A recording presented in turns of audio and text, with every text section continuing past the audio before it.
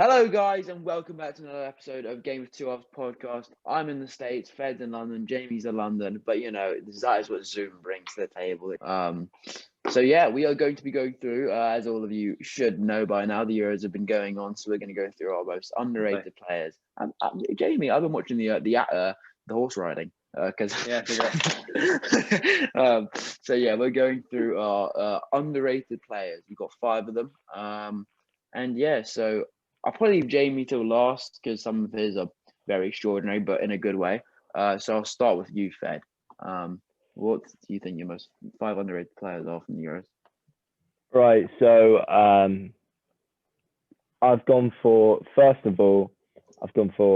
Manuel Locatelli of Italy. Incredible. He's got 2 goals v Switzerland, but just even if you take away those goals, just performance-wise, he's been incredible to watch, and he's been really that sort of glue in that Italy midfield. That's been great. He embodies the perfect box-to-box midfielder for me. So he's been a joy to watch, and I didn't really think he was gonna light the world up coming into this tournament, but he's been fantastic, and I think he's due a big money move this summer, probably to a bigger club. But yeah, so I've put Manuel Locatelli there. Then next, I've gone for Patrick Schick, Bayern Leverkusen striker. I know, Jamie, you put him in your top 5 best. I did. That was Sam. I did. Or was that Sam? Oh yeah. Good video, by the way. Understandable. Really good video. I'd watch that, Fabian. Yeah. Go on. Watch it. Put the link in the description. Yeah, literally. So I've gone for Schick because, going into this tournament, you could have said, a lot of people were saying, the Czech Republic, short of goals, they're probably going to finish 4th in their group. They've got no real attacking power, but Patrick Schick has burst onto the scene and showed really the player he is. Patrick Schick or Willian. Great, yeah, honestly, great striker, and he scored arguably one of the best goals this year, actually, and it's probably going to be the goal of the tournament. Brilliant halfway line goal. There you go, Sam and Patrick Schick. Brackets Willian. Yeah, so I've gone for Patrick Schick. Really good from him. Hopefully he can continue it in the knockout stages, but he's had a tough time. He's gonna have a tough time via the Netherlands. It won't be as easy as the likes of Scotland. Then next up, I've gone for Pau Torres of Spain, the centre-back. Joy to watch. He's quick, and he's got one of the best long balls a defender has that I've seen in any centre-back. And if you're talking about the modern-day centre-back, the modern-day defender, you need someone quick. You need someone who can just thread that ball through to start the counter or to start the attacking play. And I think Pau Torres has been incredible for that. He's obviously linked with big moves away to the likes of Manchester United, etc. And you can really see why he's just been really, really, really good with Aymeric Laporte as well. They've created a great partnership, especially considering that Laporte hasn't had Laporte much time. But what was that? So I've gone for Pau Torres. Sorry, I was in the mirror doing that. And then next up, I've maybe more Italian bias here, but I've gone for Spinazzola, the left wing back, who plays more like a left wing, to be honest. Hasn't really defended much, but going forward, especially in the first game v Turkey, he was a real threat. Very, very good. The only thing about him, I wish he would shoot more. I think he had one chance where he could have brought it to on his. He could have had the shot, taken the shot on his right foot, but he didn't. But I think aside from that, he's been really good. And us thinking that our left wing back was going to be a real position of weakness, for him to step in and do a really good job, he's been. I can only applaud him for that. He's been really, really good. And then finally, I've gone for Denzel Dumfries.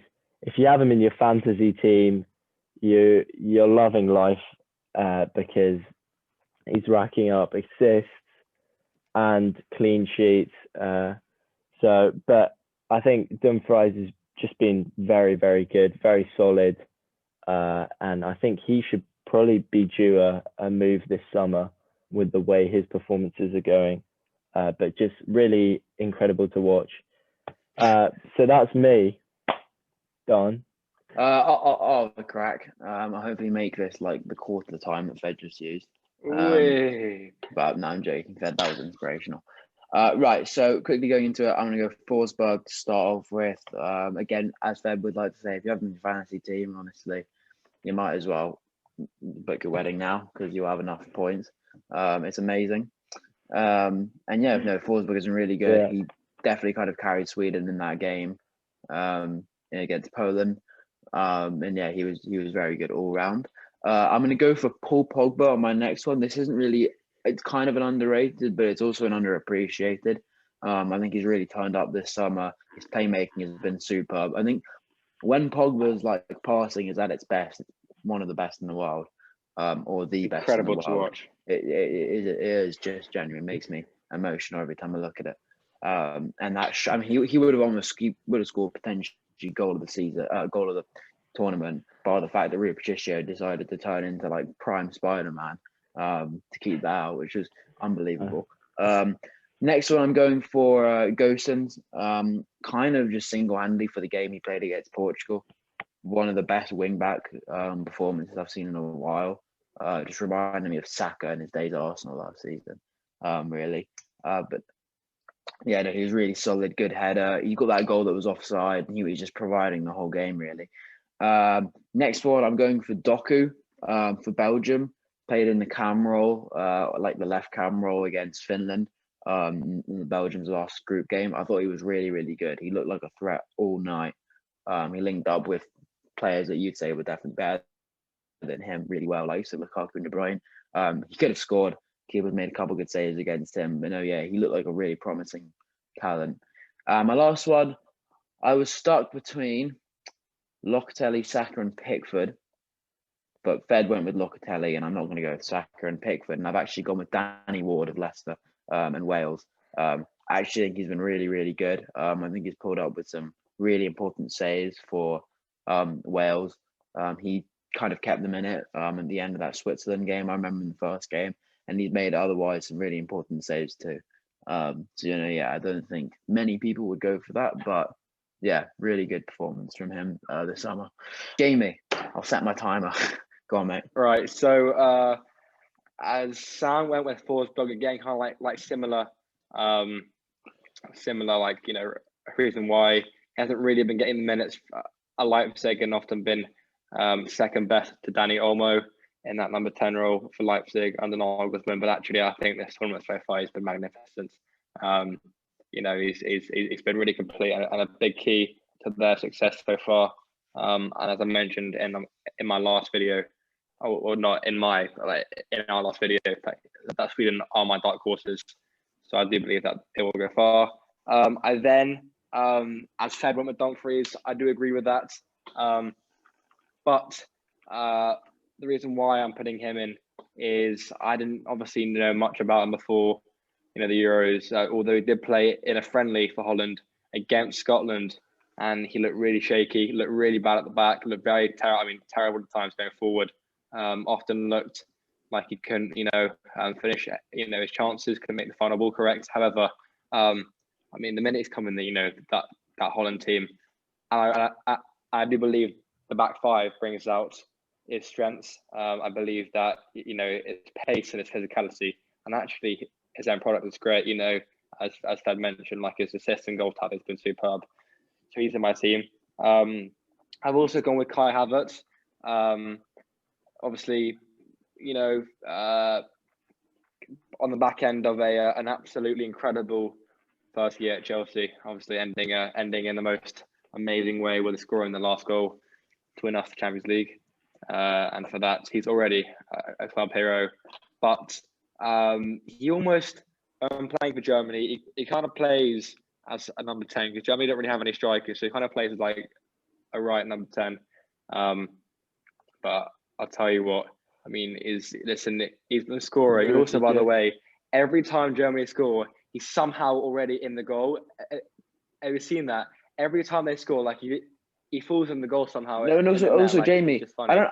Is he like depressed or something? Because he doesn't smile. He just walks away. I know. It's weird. I know. It's weird. Yeah, it is weird. I don't know why, but he's still, for my liking, it's got a long way to go. I do believe that he still gets the ball away far too much, and often is short on physicality in his duels. But from all German greats, even Lothar Matthäus mentioned that he is visions of Zidane and his play style, and I do believe that he will only get better from here.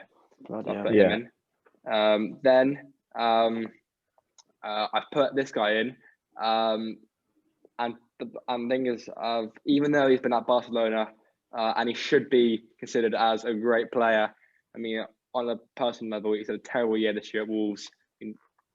Constantly, making mistakes, conceding penalties at terrible times, and on the whole, being very poor. I've gone with Nelson Semedo. I think he's unreal against France.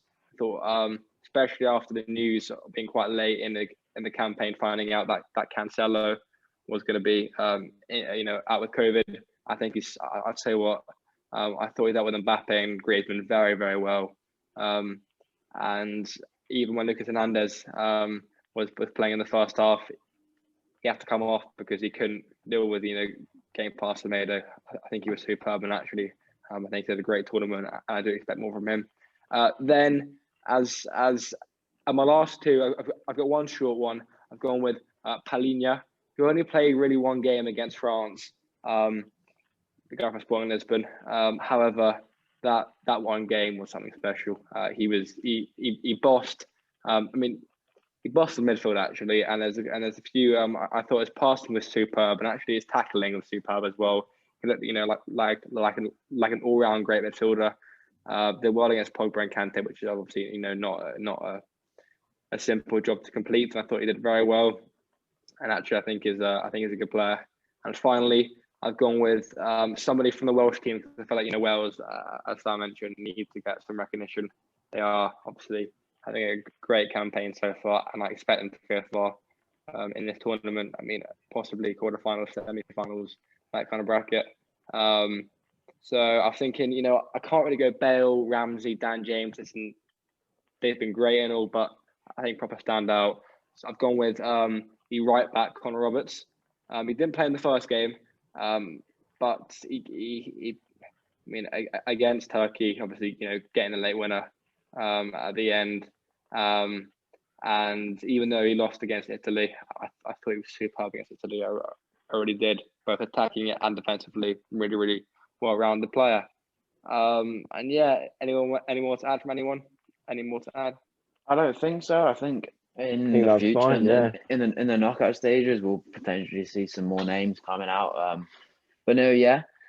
So yeah, I think that will wrap it up for now. Quick episode, but sometimes faster and quicker is better and shorter. Got to supply the fans with the content. There you go. Jamie, do you want to outro us for today? Oh God. Game over. Alright,